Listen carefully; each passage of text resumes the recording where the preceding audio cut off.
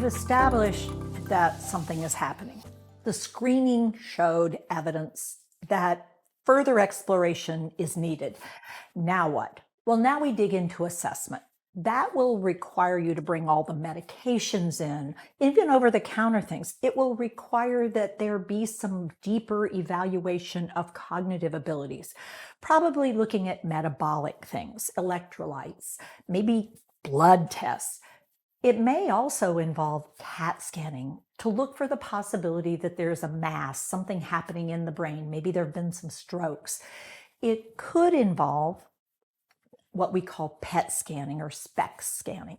This allows us to look inside the working brain and really investigate either how well the brain is burning fuel to do its job or whether or not there's the presence of things that shouldn't be there. Beta amyloid malformations, synuclein malformations, tau pathologies.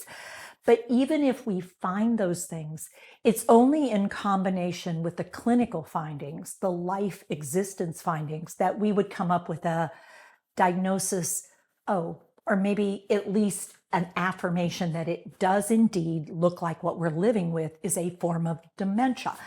Now, can we be absolutely sure which dementia it is? Well, with a good workup and careful follow-up, we can be fairly certain within 90 to 95% chance that, yeah, we've got it identified. Here's the thing, it might not just be one. We'll be talking more about that in other segments. But in some cases, in reality, we didn't catch this at the very beginning. We're actually in the middle of living with this.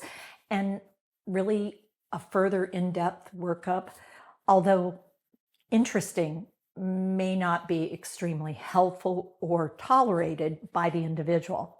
So it's always a balancing act. Yes, it might be great to do an in-depth workup and vital to do an in-depth workup for some people, but for others, it may not make as much sense because the distress associated with these kinds of tests might make it so non-productive, it's not worth it. It's an individual sort of process that you go through to figure it out. What you might want is someone who knows how to navigate the system, is familiar with what the possibilities are, so that you could prepare the individual and yourself for what actually goes into getting a scan.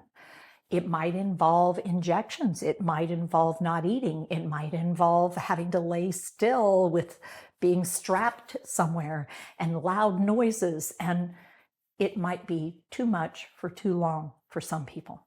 So it turns out that when we are interested in what's going on, we've got to be aware that that's one of us who's interested. What about the other person?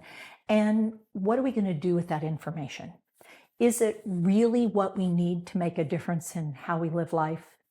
Or is it simply a way that we're delaying having to shift what we need to shift to make what's happening better for both of us?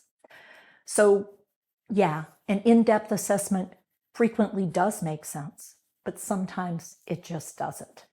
You'll want to talk with someone who's knowledgeable and supportive as you're making these choices, so you make choices that are right for you and the person you're trying to support, rather than simply going by the book. It's not for everyone, but it is for some people. You'll want to have someone to talk with to figure this out.